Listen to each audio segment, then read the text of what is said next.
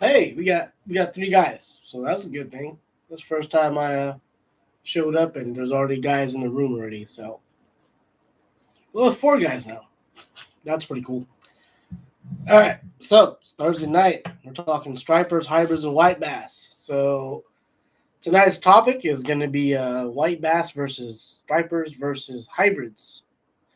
So we'll give it. It's not exactly 7:30 yet. We usually start at 7:30, so we'll give it a little bit of time, get some people to come in, and basically this is the first 10 minutes of the little chat. So if you're here, give me a thumbs up, and if you got a question, any question, just throw it in the box over there to your left. And while we wait for everybody, we're gonna answer random questions. It could be stripers, it could be white bass, it could be kayaks, it could be boats, trucks, whatever you guys want to talk about. Oh, we get a pretty good crowd on 30 guys, always on in the group and talking. So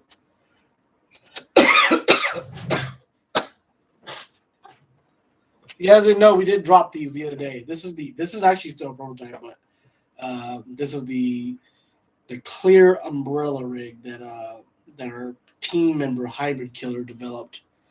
And spoiler alert, there's a I use this exact one in a video that's going to be dropping on Saturday, 6 o'clock in the morning. Crazy, crazy, crazy, crazy. I'm telling you, this thing is so nuts. But this is one we just thanks to all the guys that ordered it too. I know we dropped it on Tuesday. He's not taking pre-orders, not like that. So he built like 30 of these, and he already sold out most of them. So thanks to all the guys that came through and purchased. This is the XL model. This is the extra large, and he was selling a whole bunch of just standard sizes. There's a couple of guys that wanted extra large, and he actually sold it for those guys. I think there's only three guys that wanted extra large.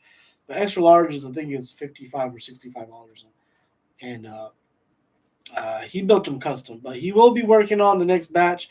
The next batch is going to be extra large because I know tonight it's all stripers. So if you're on stripers, you got to have the extra large size. This is the actual rig in that video too. The one we were on kayaks and he killed it. This is his unit or his rig that day that he gave over to me, and I fished it for about an hour and caught big hybrid and a bunch of hit and misses, and and then the video that's coming out this Saturday, this guy did some damage. He caught four big hybrids on this, and stuff like that. So whoever bought one, much appreciated, guys. Much appreciated.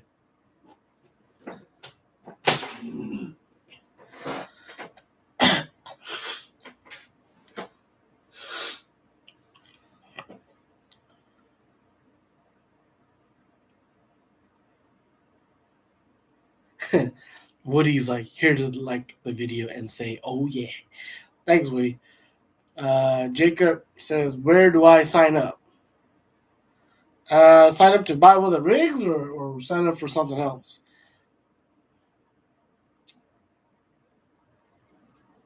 Oh, fair warning too. Tonight, my internet connection's all goofed up. So if you're getting really weird, uh, shaky, flaky connection, that's probably why.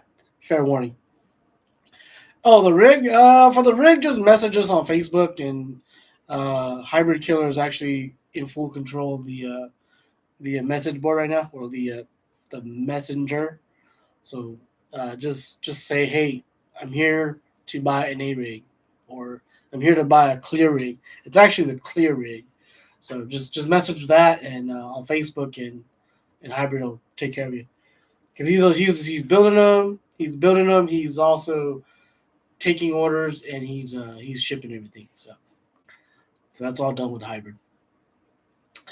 But yeah, hoping you everybody's having a good night, and 15 guys on. We're a minute over 7:30.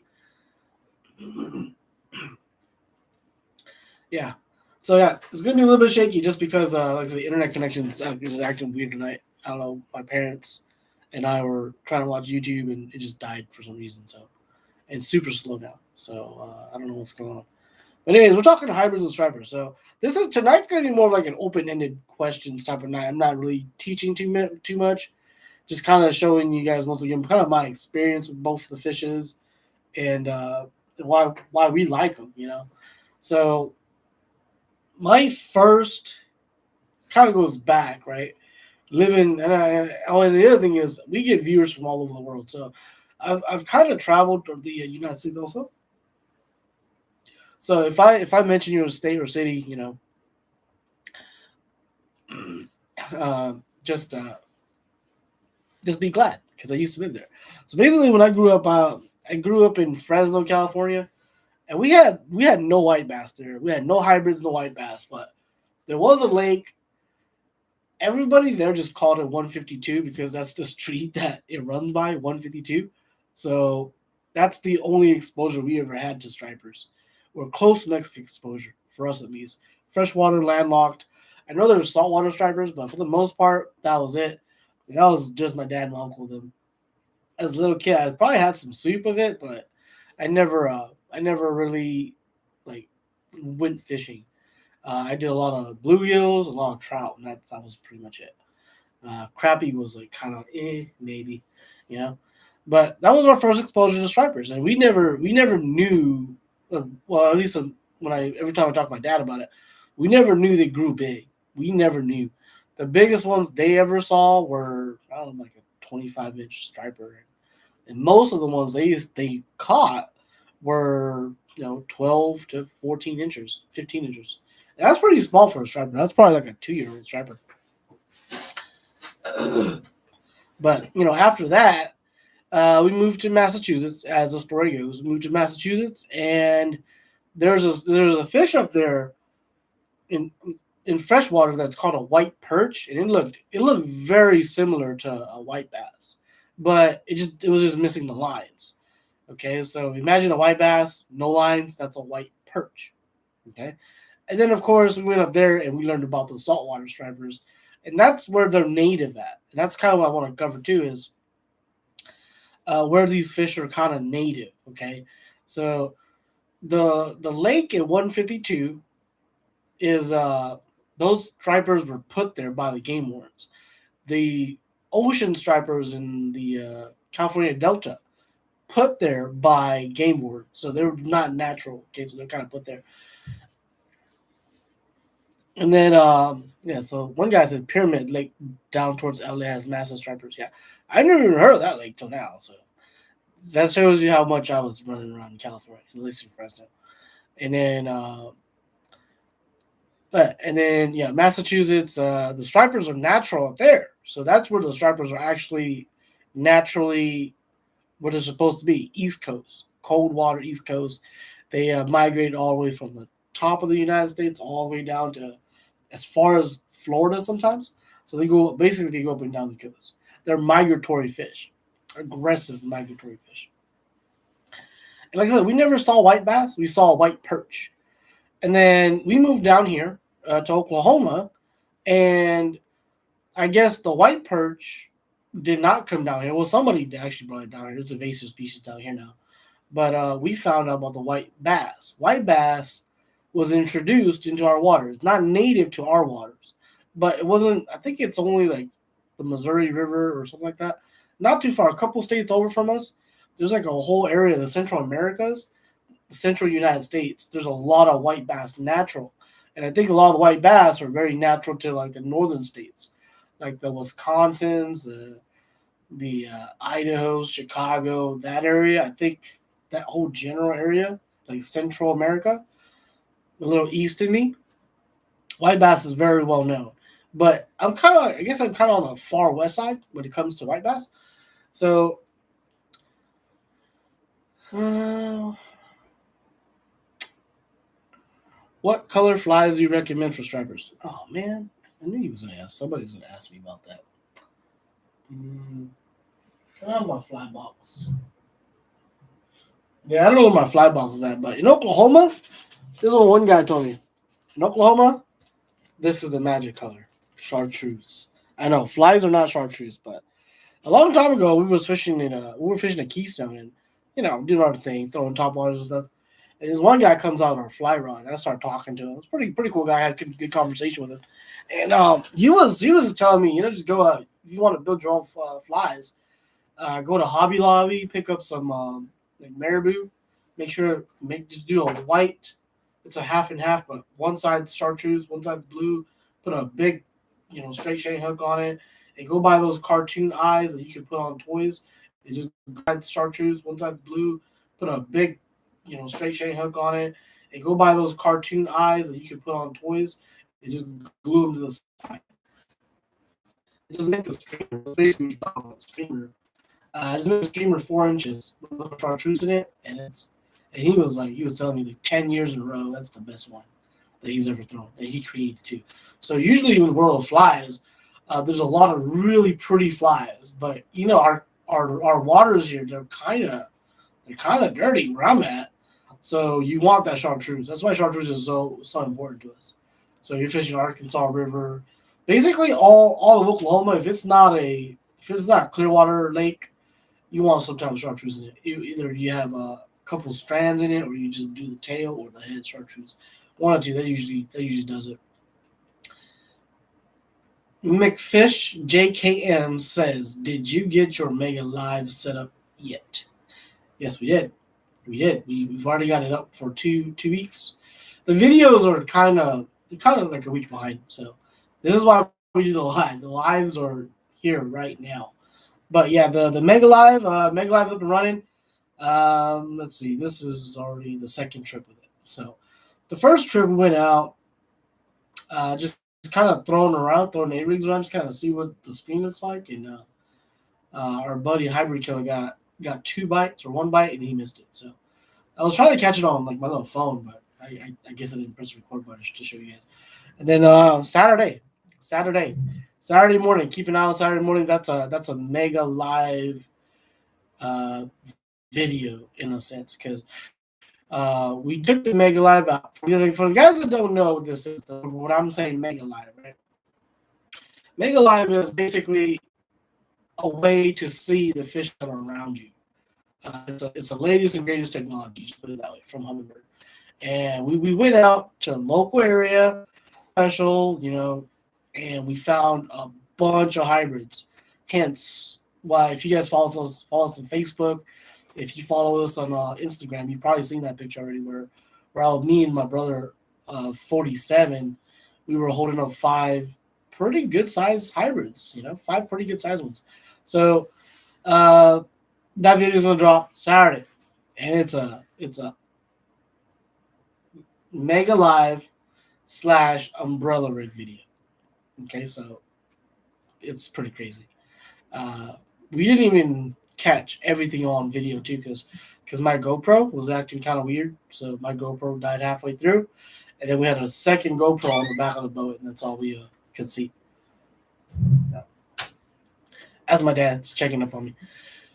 So yeah, where was it? Oh yeah. Stripers up in New England, Massachusetts area. The stripers are local, and then we moved down here. There was a white bass, kind of white perch up there, and there's that's it, And then we moved down here, and the first thing we catch is white bass. And crazy story, I come down here, and I just graduated from college, so I was already thinking, I need a couple months off, man. Past 4 years have been pretty stressful, to be honest. So I come down here, and me and my brothers, we live pretty close to a lake, pretty good sized lake, right? And so I just want to do some exploring. I was like, hey, jump in the car, let's go. Like there was no Google Maps or anything like that yet, okay? So I looked at a map, and I was like, hey, all we gotta do is go to this highway and just start taking right turns that'll hit the lake. So we start doing that, and before you know it, yes, I am from Fitchburg, Massachusetts. Lived there for 10 years.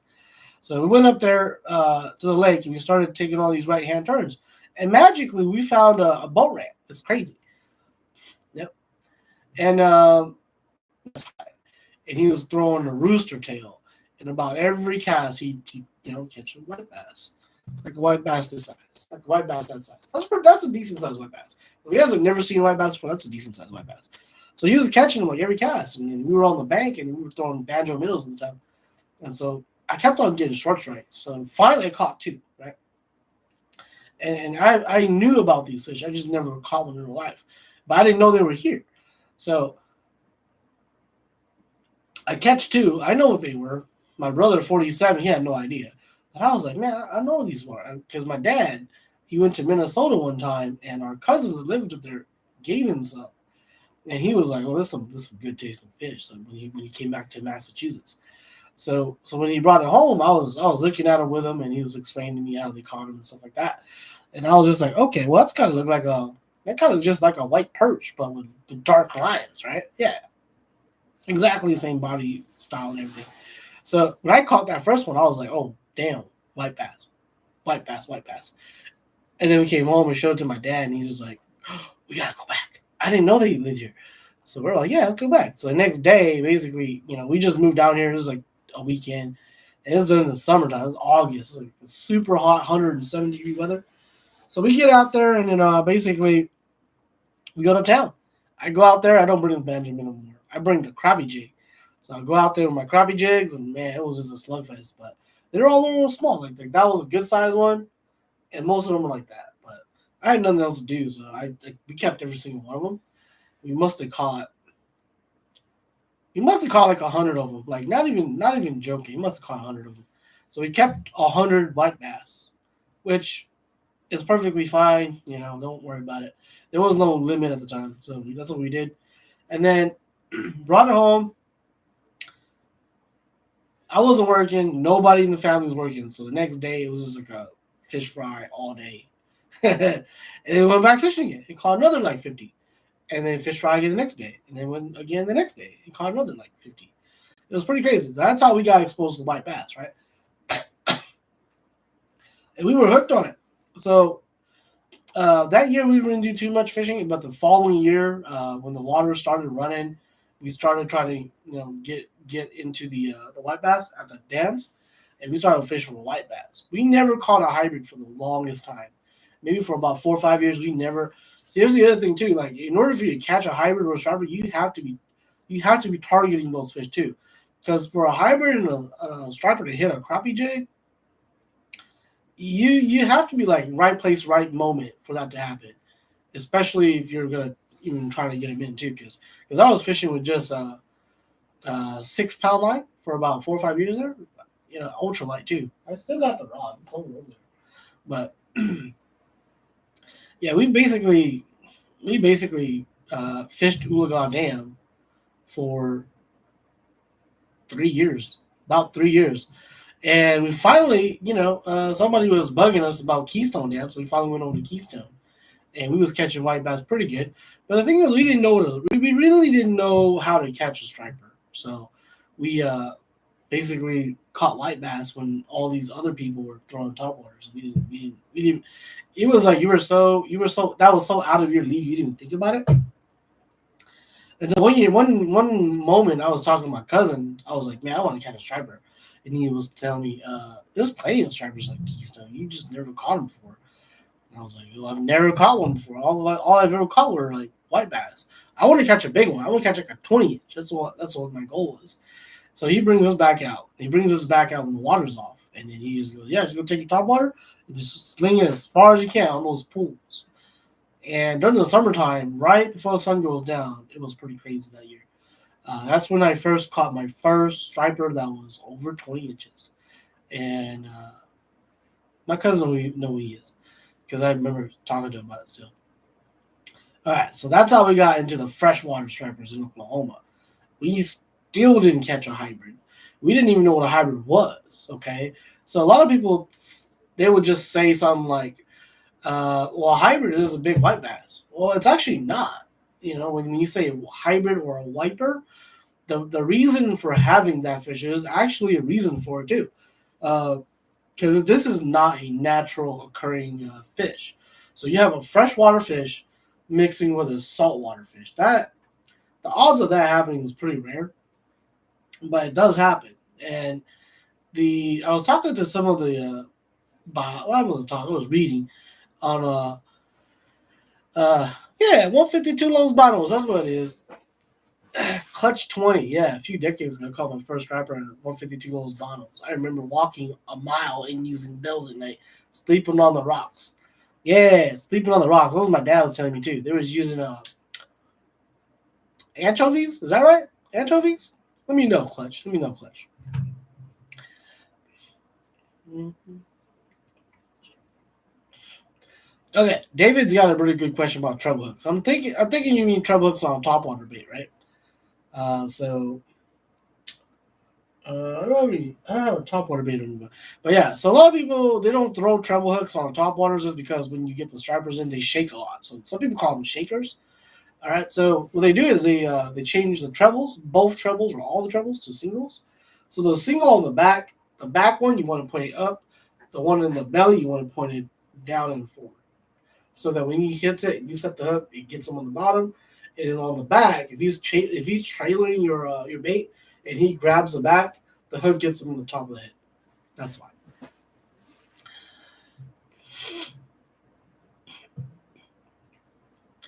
Yeah. So, anyways, where was that? Oh yeah, hybrids. Yeah. So so once we got to Oklahoma, and I started learning about hybrids and all this other stuff because there was one year at OOW we caught. I don't even know what we were doing. We were messing around with crappie jigs, but once in a while there's a mega school of hybrids, and you're just bound to catch one. So we went out there and hybrid kid caught a big one. It was like a 28-inch, and he caught one. Well, he didn't catch it. He kind of snagged it on the back, but we fought it for like 15 minutes. It was crazy because we were all on 6 pound line, so he fought it for like six to 10 minutes. It was crazy because all I remember was because I thought it was just a big spoonbill. We snagged a big gar. Ooh, sorry guys. And he was just fighting it and fighting it and fighting it. It wouldn't surface. And one time it just comes right to the rocks where he was standing, and I see it. I'm just like, damn. Damn, that's a big white bass, right? That's a big white bass, like world record white bass. I get what I'm saying, dude. That's a big old white bass. That's a big white bass. And he was like, man, this is like a striper. Because mind you, we've already caught stripers that size in New England, Massachusetts already. So when we saw that one, it was like, oh, that's a striper, like a big striper. And then we finally catch it, and we look at it, and it looked like the most like stubby striper you've ever seen. It was one of those hybrids where like it was ready to go spawn, and it was super fat. I'm talking like it looked like my bass, like that bass over there, almost like that bass. It looked almost like that. It was just the chunkiest, monkiest like fish ever. And I was telling him, I was like, that's not a striper, bro. That's something else. That's a white bass. And he was like, no, that's a striper. I was like, no, that's a white bass. And he goes, no, it's a striper. I'm like, no, it's not. Because the stripers are real long. Like, here,